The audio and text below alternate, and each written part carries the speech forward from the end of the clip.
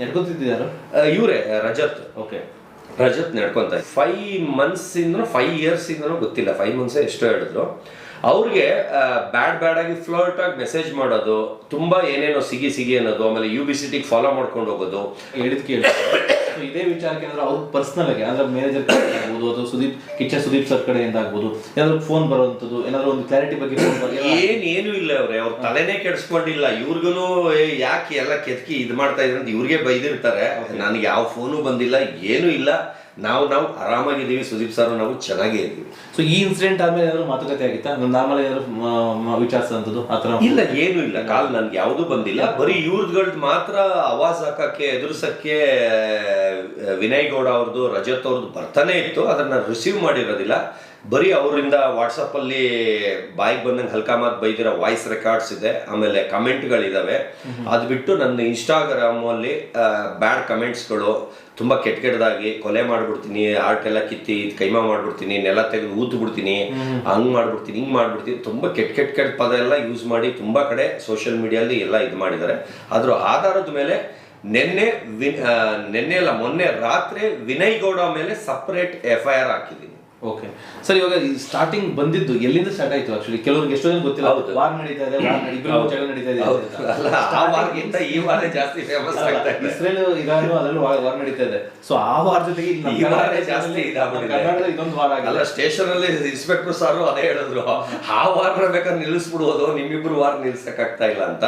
ಇದು ಏನಂದ್ರೆ ನಂಗೆ ರಜತ್ತು ಪರಿಚಯನೇ ಇರೋದಿಲ್ಲ. ಇದ್ದಕ್ಕಿದಂಗೆ ಕಾಲ್ ಬರುತ್ತೆ. ಆದ್ರೆ ಅವ್ರ ನಂಬರ್ ಯಾರೋ ಕೊಟ್ಟಿರ್ತಾರೆ, ಸೇವ್ ಮಾಡಿ ಇಟ್ಕೊಂಡಿರ್ತೀನಿ. ಒಂದ್ ದಿವಸಕ್ಕೂ ಕಾಲ್ ಮಾಡಿ ಮಾತಾಡಿ ಪರಿಚಯನೇ ಇರೋದಿಲ್ಲ. ಯಾಕಂದ್ರೆ ಬಿಗ್ ಬಾಸ್ ಅಲ್ಲಿ ನಾನು ಒಳಗಿದ್ದಾಗ ಅವರು ಇರ್ಲಿಲ್ಲ, ನಾನು ಆಚೆ ಬಂದಾಗ ಅವ್ರು ಒಳಗೆ ಬಂದಿರ್ತಾರೆ. ಇದರಿಂದ ಪರಿಚಯ ಇರೋದಿಲ್ಲ. ಆದ್ರೆ ಫಿನಾಲೆ ದಿನ ಎದುರುಗಡೆ ಅಷ್ಟರಲ್ಲಿ ಇಂಟರ್ವ್ಯೂ ಮಾಡ್ಬಿಟ್ಟಿದ್ರು, ಅಷ್ಟರಲ್ಲಿ ಇಂಟರ್ವ್ಯೂ ಆಗ್ಬಿಟ್ಟಿತ್ತು. ಅವಾಗ ಮಾತಾಡ್ಸಿದ್ರು ಫಿನಾಲೆ ದಿನ. ಇವ್ರೇನ್ ಮಾಡ್ತಾರೆ, ಫೋನ್ ಮಾಡ್ಬಿಟ್ಟು ಎಲ್ಲ ಕಡೆ ಸರ್ವೆ ಮಾಡಿದೆ, ನಂದು ಯೂಟ್ಯೂಬ್ ಚಾನಲ್ ಓಪನ್ ಮಾಡ್ತಾ ಇದ್ದೀನಿ, ಅದಕ್ಕೆ ಬೋಣಿ ಬಂದು ನಿಮ್ ಕೈಲೇ ಮಾಡ್ಬೇಕು, ನಿಮ್ದೇ ವೈರಲ್ ಆಗೋದು, ವ್ಯೂಸ್ ಆಗೋದು, ಆಮೇಲೆ ಫಾಲೋವರ್ಸ್ ಜಾಸ್ತಿ ಬರೋದು. ಈಗ ಟ್ರೆಂಡಿಂಗ್ ಅಲ್ಲಿ ನೀವೇ ಇರೋದು, ವೈರಲ್ ಸ್ಟಾರ್ ನೀವು. ನಾವು ಸುದೀಪ್ ಸರ್ ಮಾಡಿದೀವಿ, ಆದ್ರೂ ಅವ್ರದ್ದು ಹಾಕೋದಿಲ್ಲ. ನಿಮ್ದೇ ಫಸ್ಟ್ ಬೋಣಿ ಮಾಡೋದು, ನಮ್ಮ ಆಫೀಸು ಓಪನಿಂಗ್ ನೀವೇ ಬಂದು ಇದು ಮಾಡಬೇಕು ಅಂತ ಕರ್ಸ್ಕೊಂಡ್ರು. ಆದ್ರೆ ನೋಡಿದ್ರೆ ಅದು ರೆಂಟೆಡ್ ಆಫೀಸು. ಪಾಪ ಬೇರೆಯವರು, ಆ ಓನರ್ ತುಂಬಾ ಒಳ್ಳೆಯವರು. ಅವ್ರ ಆಫೀಸ್ನ ಇವ್ರ ಆಫೀಸ್ ಅಂತ ಕರ್ಸ್ಕೊಂಡ್ರು. ಅಲ್ಲೋದ್ಮೇಲೆ ಗೊತ್ತಾಯ್ತು ಅದು ಯಾರ್ದೋ ಬೇರೆ ಸ್ಟುಡಿಯೋ ಅಲ್ಲಿ ಮಾಡ್ತಾ ಇದ್ದಾರೆ ಅಂತ. ಆಮೇಲೆ ಒಳಗೆ ಹೋಗ್ತಿದ್ದಂಗೆನೆ ತಿರ್ಗಾ ಅದೇ ಟಾಪಿಕ್ ಬಂತು. ಅವಾಗ ಇಲ್ಲ ಯಾರು ಹೇಳಿದ್ದು, ಸುದೀಪ್ ಅವ್ರದೇ ನಾವು ಫಸ್ಟ್ ಹಾಕೋದು ಅಂದ್ರು. ನಾನು ಪರವಾಗಿಲ್ಲ, ಹಾಕೊಳ್ಳಿ, ದೊಡ್ಡ ಮನುಷ್ಯರು ಹಾಕೊಳ್ಳಿ, ತೊಂದರೆ ಇಲ್ಲ, ನಂದೇನು 3rd or 4th ಹಾಕೊಳ್ಳಿ, ಪರವಾಗಿಲ್ಲ ಅಂತ ಆ ಲೆಕ್ಕದಲ್ಲಿ ಸುಮ್ಮನೆ ಕೂಲ್ ಆಗಿದ್ದೆ. ಆಮೇಲೆ ಇಂಟರ್ವ್ಯೂ ಮಾಡಕ್ ಸ್ಟಾರ್ಟ್ ಮಾಡಿದ್ರು. ಅವ್ರು ಕರ್ಸಿರೋದು ನಂದು ಪ್ರೂಫು, ಅಂದ್ರೆ ನಂದು ಏನೇನು ಡೌಟ್ ಇದೆ. ಈಗ 125 ದೇಶನ ತೋರಿಸ್ದೆ. ನಾನು ಹೇಳ್ತಾ ಇದ್ದೀನಿ ಸರ್, ಒಂದು ಬಿಡ್ದಂಗೆ ಹಂಗೆ ಹಾಕ್ಬೇಕು, ಝೂಮ್ ಮಾಡಿ ಅಂತ ಕ್ಯಾಮ್ರಾಗೂ ತಗೊಂಡೋಗ್ಬಿಟ್ಟು ಮೊಬೈಲ್ ಅಲ್ಲಿ ಒಂದೊಂದಕ್ಕೂ ಪ್ರೂಫ್. ಹೌದಾ, ಹಂಗಾರೆ ಪಾಕಿಸ್ತಾನ ತೋರಿಸೋದು. ಪಾಕಿಸ್ತಾನಕ್ಕೆ 4 ಚಾನಲ್ದು ಪಾಕಿಸ್ತಾನದಲ್ಲಿ ನಂದು ಇಂಟರ್ವ್ಯೂ ಬಂದಿರೋದನ್ನ ತೋರಿಸ್ದೆ, ಅದು ಪ್ರೂಫ್. ಆತರ ಏನೇನ್ ಡೌಟ್ ಕೇಳ್ತಾರೆ ಎಲ್ಲದಕ್ಕೂ ಪ್ರೂಫ್ ತೋರಿಸ್ದೆ. ಇವ್ರೇನ್ ಮಾಡಿದ್ದಾರೆ, ಒಂದು ಪ್ರೂಫ್ ಹಾಕಿಲ್ಲ, ಎಲ್ಲ ಕಟ್ ಮಾಡ್ಬಿಟ್ಟು. ಅಂದ್ರೆ ಅವ್ರ ಇಂಟೆನ್ಷನ್ ಇದ್ದಿದ್ದು ನನ್ನ ತುಳಿಬೇಕು ಅಂತ, ಅಂದ್ರೆ ನನ್ನ ಒಳ್ಳೆ ರೀತಿಲಿ ಗುಡ್ ರೀತಿಲಿ ಮಾಡ್ಬೇಕಂತ ಇಂಟರ್ವ್ಯೂ ಅವ್ರಿಗೆ ಇರ್ಲಿಲ್ಲ. ಅವ್ರಿಗಿದ್ದು ಇವನ್ನ ಕಂಡಮ್ ಮಾಡ್ಬೇಕು, ರೋಸ್ಟ್ ಮಾಡಬೇಕು, ಆಡ್ಕೊಳ್ಳೋ ತರ ಮಾಡಬೇಕು ಅನ್ನೋದು ಇದ್ದಿತ್ತು. ಆದ್ರೆ ನಂಗೆ ಗೊತ್ತಿರಲಿಲ್ಲ, ಅದು ಎಡಿಟ್ ಆಗಿ ಅವ್ರು ಹಾಕೋರ್ಗು ನಂಗೆ ಗೊತ್ತಿರಲಿಲ್ಲ.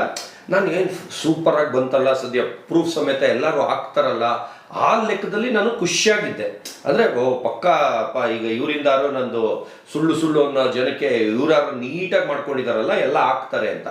ಆದ್ರೆ ಹಾಕಿದ್ಮೇಲೆ ಗೊತ್ತಾಯ್ತು, ಎಲ್ಲ ಕಟ್ ಮಾಡ್ಬಿಟ್ಟು ಬೋಳಿಮ ಆ ಥರ ಒಂಥರ ಕೆಟ್ಟದಾಗಿ ಬೈಯೋ ಥರ ಅವ್ರಿವ್ರ ಮುಖಗಳನ್ನೆಲ್ಲ ಹಾಕಿ ಒಂಥರ ಕೆಟ್ಟ ರೀತಿಲಿ ಪ್ರಚೋದನೆ ಥರ ತೋರಿಸಿದ್ರು. ಅದನ್ನ ಮಿಕ್ಕದವರು ಎತ್ಕೊಂಡು ಅದನ್ನ ಇನ್ನೂ ಕೆಟ್ಟದಾಗಿ ಮಾಡಕ್ ಸ್ಟಾರ್ಟ್ ಮಾಡಿದ್ರು. ಅದಕ್ಕೂ ಸುಮ್ಮನಿದ್ದೆ, ಏನೋ ಆಗಿದ್ದಾಯ್ತು ಹೋಗಿದ್ದೋಯ್ತು ಅಂತ, ಅದಕ್ಕೂ ನಾನು ಏನು ಮಾತಾಡಿಲ್ಲ. ಅದಾಗ್ತಿದ್ದಂಗೆ ಒಂದು ಫಂಕ್ಷನ್ಗೆ ಹೋಗ್ತೀನಿ. ಫಂಕ್ಷನ್ಗೆ ಹೋದಾಗ ಎಲ್ಲ ಹರ್ಷ ಅಂತ ಕೂಗ್ತಾರೆ. ಅವಾಗ ಅದು ನನ್ನ ಫ್ಯಾನ್ಗಳು ಖುಷಿಗೆ ಕೂಗ್ತಾ ಇರೋದ, ನನ್ನ ಆಡ್ಕೊಳಕ್ ಕೂಗ್ತಾ ಇರೋದ ಗೊತ್ತಿಲ್ಲ ಸರ್. ಅದು ಆಕ್ಚುಲಿ ಯಾವ ಖುಷಿಗೆ ಅವರು ನಾನೀಗ ಎಲ್ಲೋದ್ರು ಹರ್ಷ ಅಂತ ನನ್ನನ್ನು ಕರೀತಾರೆ. ಈಗ ನನ್ನ ಮಗಂದು ಹರ್ಷ ಅಂದಿರೋದಕ್ಕೆ ನನ್ಗೆ ಇವಾಗ ಎಲ್ಲೋದ್ರು ಖುಷಿಗೆ ಕೂಗಿರೋದು. ನಾನು ಖುಷಿಯಾಗಿ ತಗೊಂಡು ಎಲ್ಲರಿಗೂ ಇದು ಮಾಡಿದೆ. ಆಗ ಇವ್ರು ಮೈಕ್ ಎತ್ಕೊಂಡು ಬಿಡ್ರು ಅವ್ರು ಆಲ್ರೆಡಿ ಬೇಜಾರಾಗ್ಬಿಟ್ಟಿದ್ರೆ ನೊಂದಿದ್ದಾರೇನೋ ಏನೋ, ಯಾಕಂದ್ರೆ ಮೊನ್ನೆ ನಾನು ಹೇಳಿದಕ್ಕೆ ಇನ್ನೊಬ್ಬ ಯಾರೋ ಒರಿಜಿನಲ್ ಎತ್ತಿ ಹಾಕಿದ್ದಾನೆ, ಅದರಲ್ಲೇ ಗೊತ್ತಾಗ್ಬಿಡುತ್ತೆ, ಆಡ್ಕೊಂಡು ಕಿಂಡಲ್ ಫೇಸ್ ಅಂದ್ರೆ ಮೂತಿಲ್ ಗೊತ್ತಾಗುತ್ತೆ. ಇದು ಬಿಡ್ರೋ ಸಾಕು ಅನ್ನೋ ತರ ಮೀನಿಂಗ್ ಅಲ್ಲಿ, ಯಾಕಂದ್ರೆ ಪರ್ಫೆಕ್ಟ್ ಈಗ ಮೊನ್ನೆ ಹಾಕಿದರೆ ಬೇಕಾದ್ರೆ ಚೆಕ್ ಮಾಡ್ಬಿಟ್ಟು ಅದೇ ವರ್ಡಿಂಗೇ ಹೇಳ್ತೀನಿ. ರಿಲೇಟೆಡ್ ಹೇಳಿದ್ಕೆ ಅವ್ನು ಅದಲ್ಲ ಇದು ಅಂತ ಹಾಕಿದ್ದ, ಆದ್ರೆ ಅದರಲ್ಲಿ ಆಡ್ಕೊಳ್ಳೋದು ಅವನೇ ಪ್ರೂಫ್ ಕೊಟ್ಟಿದ್ದಾನೆ. ಅದು ನನಗೆ ಒಳ್ಳೇದಾಯ್ತು. ಅವ್ನು ಯಾರೋ ಹುಡುಗ ಹಂಗೆ ಮಾತಾಡಿದ ಹಂಗಲ್ಲ ಹಿಂಗೆ ಅಂತ ಅವ್ನು ಒರಿಜಿನಲ್ ಫೇಸ್ ಸಮೇತ ಪ್ರೂಫ್ ಕೊಟ್ಟಿದ್ದಾರೆ. ಅದು ಇನ್ನೂ ತುಂಬಾ ಚೆನ್ನಾಗಿದಾಯ್ತು. ಅದು ವೈಲ್ಡ್ ಅಂತ ಯಾರೋ ಒಬ್ಬ ಹಾಕೊಂಡಿದ್ದಾನೆ, ಅದು ಲಿಂಕು ನಿಮ್ಗೆ ಕಳಿಸ್ತೀನಿ. ಅದು ನಂಗೆ ಒಳ್ಳೇದಾಯ್ತು, ಸಾಕ್ಷಿಗೆ ನನಗೆ ಯೂಸ್ ಆಯ್ತು. ಅಂದ್ರೆ ಅವರು ಬಕ್ರ ಅನ್ಬೋದು ಏನೋ ಗೊತ್ತಿಲ್ಲ, ನನಗೆ ಒಳ್ಳೇದಾಯ್ತು. ನನ್ನ ಬಾಯಲ್ಲಿ ಹೇಳೋದಕ್ಕೆ ಯಾವತ್ತಿಂದ ವಿಡಿಯೋ ನನ್ನ ಹತ್ರ ಇರಲಿಲ್ಲ, ಅವನ ಹತ್ರ ಇದ್ದಿದ್ದು ಕಳಿಸಿದ್ದಾನೆ. ಅದು ಒಳ್ಳೇದಾಯ್ತು. ಇವಾಗ ಅದು ಆಗ್ತಿದಂಗೆ ಒಂದು ಚೂರು ಮೂಡ್ ಆಫ್ ಆಯ್ತು. ಆದ್ರೂ ನಾನು ಅಲ್ಲೂ ಏನು ಮಾತಾಡಲಿಲ್ಲ, ಅಲ್ಲೂ ನಕ್ಕೊಂಡೇ ತಗೊಂಡೆ. ಅದು ಆಗ್ತಿದಂಗೆ ಒಂದು ಲೇಡಿಗೆ ಏನ್ ಮಾಡಿದಾನೆ, ಒಂದು 5 months 5 years ಇಂದನೋ ಗೊತ್ತಿಲ್ಲ, 5 months ಎಷ್ಟೋ ಹೇಳಿದ್ರು, ಅವ್ರಿಗೆ ಬ್ಯಾಡ್ ಆಗಿ ಫ್ಲರ್ಟ್ ಆಗಿ ಮೆಸೇಜ್ ಮಾಡೋದು, ತುಂಬಾ ಏನೇನೋ ಸಿಗಿ ಅನ್ನೋದು, ಆಮೇಲೆ UBCT ಫಾಲೋ ಮಾಡ್ಕೊಂಡು ಹೋಗೋದು, ಆ ಥರ ತುಂಬಾ ಕೆಟ್ಟ ರೀತಿಯಲ್ಲಿ ನಡ್ಕೊಂತಿದ್ನಂತೆ. ಅವ್ರು ಲೇಡಿ ಹೆಸರು ಹೇಳಂಗಿಲ್ಲ, ಅವರು ಇವರೇ ರಜತ್ ನಡ್ಕೊಂತ ಇದ್ದಿದ್ದು. ಅವ್ರು ಏನ್ ಮಾಡಿದ್ರು, ಮಿತಿ ಮೀರಿದಾಗ ನನಗೆ ಫೋನ್ ಮಾಡಿದ್ರು, ಈ ಥರ ಹಿಂಗೆ ರಜತ್ ಹಿಂಗೆ ಮೆಸೇಜು ಇನ್ಸ್ಟಾಗ್ರಾಮಲ್ಲಿ ಮಾಡಿ ನಿಮ್ಮ ಬಗ್ಗೆ ಫ್ರಾಡು, ನಿಮ್ಮದು ಅವ್ನ್ದು ಯಾಕೆ ರೀಲ್ ಮಾಡ್ತೀರಾ, ಅವನ ಬಗ್ಗೆ ಯಾಕೆ ಬೆಳೆಸ್ತೀರಾ, ಅವ್ನು ಯಾವುದು ಮಾಡಬೇಡಿ, ಅವ್ನಿಗೆ ಎಂಕರೇಜ್ ಮಾಡಬೇಡಿ, ಅವನ್ನ ತುಳಿರಿ, ಹಂಗೆ ಹಿಂಗೆ ಅಂತೆಲ್ಲ ಇನ್ಸ್ಟಾಗ್ರಾಮ್ ವಾಯ್ಸಲ್ಲಿ ಮಾಡಿದ್ನಂತೆ, ಅಲ್ಲ ಕಾಲಲ್ಲಿ. ಆಮೇಲೆ ಮೆಸೇಜಲ್ಲೂ ಮಾಡಿದ್ದಾನೆ. ಇವ್ರೇನು ಮಾಡಿದ್ರು, ನಾನು ಸ್ಕ್ರೀನ್ ಶಾಟ್ ಕೇಳಿದೆ, ಅದ್ರಲ್ಲಿ ಕಳ್ಸಿದ್ರು. ಅಲ್ಲಿ ನೋಡಿದ್ರೆ ಸತೀಶ್ ಫ್ರಾಡು ಆ ಥರ ಎಲ್ಲ ಮೆಸೇಜ್ ಮಾಡಿದ್ದಾನೆ.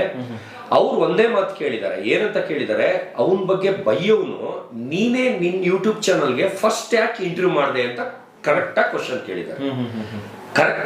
ಕೇಳಿದ್ದಾರೆ. ಇಲ್ಲ ನಾನು ಅವನ್ನ ಬ್ಯಾಡ್ ರೀತಿಲಿ ಮಾಡೋದಕ್ಕೆ ಮಾಡಿರೋದು, ಗುಡ್ ರೀತಿಲಲ್ಲ ಅಂತ ಹೇಳಿದ್ದಾನೆ. ಅವ್ರು ಅದಕ್ಕೆ ಸರಿಗೆಲ್ಲ ಇದು ಮಾಡ್ಬಿಟ್ಟು ಕೊನೆಗೆ ಮಿಡಲ್ ಫಿಂಗರ್ ಗೊತ್ತಾ ಅಂತ ಮೆಸೇಜ್ ಮಾಡಿದ್ದಾರೆ. ಆಮೇಲೆ ಇನ್ನ ಕೆಟ್ಟ ಪದ ಬೈದು ಬ್ಲಾಕ್ ಮಾಡಿದ್ದಾರೆ. ಆ ಸ್ಕ್ರೀನ್ ಶಾಟ್ ನನಗೆ ಕಳಿಸಿದ್ರು. ನನಗಾಗ ತುಂಬಾ ಹರ್ಟ್ ಆಗೋಯ್ತು. ಅಂದ್ರೆ ಇವ್ನು ಹುಡ್ಕೊಂಡು ಹೋಗಿ ನನ್ನ ಫ್ರೆಂಡ್ ಸರ್ಕಲ್ಗೆಲ್ಲ ತೊಂದರೆ ಕೊಡ್ತಾ ಇದ್ದಾನೆ. ಅದರಲ್ಲಿ ಒಂದು ಲೇಡಿಗೆ, ಅಂದ್ರೆ ನನ್ನ ಇನ್ಸ್ಟಾಗ್ರಾಮ್ ಅಲ್ಲಿ ನಾನು ಓಪನ್ ಇಟ್ಬಿಟ್ಟಿದ್ದೀನಿ ಫ್ರೆಂಡ್ಶಿಪ್ ಎಲ್ಲಾರ್ದು ಕಾಣಿಸಂಗೆ. ಇವನೇನ್ ಮಾಡೋದು, ಎಲ್ಲ ಆಂಟಿಗಳು ಅಂದ್ರೆ ತುಂಬಾ ದೊಡ್ಡವರು, ಏಜ್ ಆದವರು, ಮದ್ವೆ ಆದವರು, ಯಾಕಂದ್ರೆ ಅವ್ರು ಕಂಪ್ಲೇಂಟ್ ಕೊಡಕ್ಕೆ ಹೆದರ್ತಾರಲ್ಲ, ಹಸ್ಬೆಂಡ್ ಇರ್ತಾರೆ, ಆ ತರ ವೀಕ್ನೆಸ್ ನ ನೋಡ್ಕೊಂಡು ಏನ್ ಮಾಡ್ತಾರೆ, ಆ ಲೇಡಿಗೆನೆ ಟಾರ್ಗೆಟ್ ಮಾಡೋದು, ದೊಡ್ಡ ಏಜ್ ಆದವ್ರಿಗೆ ಟಾರ್ಗೆಟ್ ಮಾಡೋದು. ಇವ್ರು ಏನ್ ಮಾಡಿದ್ದಾರೆ, ಇನ್ನೊಂದು ಲೇಡಿ ಕಾಲ್ ಮಾಡಿದ್ದಾರೆ. ಫಸ್ಟ್ ಕಾಲಲ್ಲೇ ನೇಕೆಡ್ ಆಗಿ ನಿಂದು ಬಾಡಿ ತೋರಿಸು ಅಂತ ಕೇಳಿದ್ದಾರೆ. ಫಸ್ಟ್ ಕಾಲಲ್ಲಿ ಅವ್ರೂ ಫೋನ್ ಮಾಡ್ಬಿಟ್ಟು ನನಗೆ ಈ ತರ ಹಿಂಸೆ ಕೊಡ್ತಾ ಇದ್ದ ಅಂತ ನನಗೂ ಹೇಳಿದ್ರು. ಎಲ್ಲಾದು ನೋಡಿ ನನಗೆ ಸಿಟ್ಟು ಬಂದ್ಬಿಡ್ತು, ಯಾಕಂದ್ರೆ ಇದು ಅತಿ ಆಗೋಯ್ತು. ಈಗ ಏನೋ ನಮ್ದಲ್ಲಿ ಫೈಟ್ ಓಕೆ, ನನ್ನ ಇನ್ಸ್ಟಾಗ್ರಾಮ್ ಅಲ್ಲಿ ಇರೋರ್ಗೂ ಕೆಟ್ಟದಾಗಿ ಪ್ರಚೋದನೆ ಮಾಡೋದು, ಅವ್ರಿಗೆ ನನ್ನ ಬಗ್ಗೆ ಬ್ಯಾಡ್ ಆಗಿ ಹೇಳೋದು, ಇವ್ರದ್ದೇನು ಅದೇ ವೃತ್ತಿ ಅನ್ನಿಸ್ಬಿಡ್ತು ನನಗೆ. ಅಂದ್ರೆ ಒಂಥರ ಅವಾಗ ಏನಾಗೋಯ್ತು, ನನಗೆ ಫುಲ್ ಸಿಟ್ಟು ಬಂತು. ಇಮಿಡಿಯೇಟ್ ಹೋಗ್ಬಿಟ್ಟು ಎಲ್ಲ ಇಟ್ಕೊಂಡು, ಆಮೇಲೆ ಅವ್ನು ನನಗೆ ಇದು ಇನ್ನೊಂದು ಸಾರಿ ಸುದೀಪ್ ಅವ್ರದ್ದು ನೆಕ್ಸ್ಟ್ ಇದೆಲ್ಲ ಆಗೋ ಟೈಮ್ಗೆ